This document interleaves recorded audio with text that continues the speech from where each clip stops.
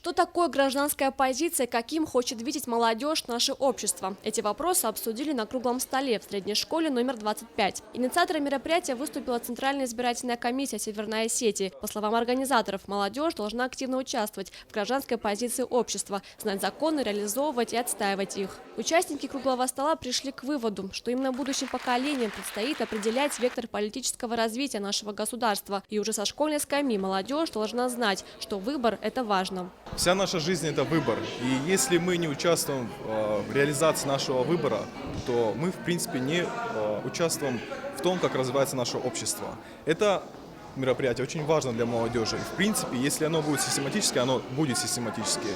Мы сможем сделать гражданское общество, такое общество, которое мы хотим видеть в нашей республике.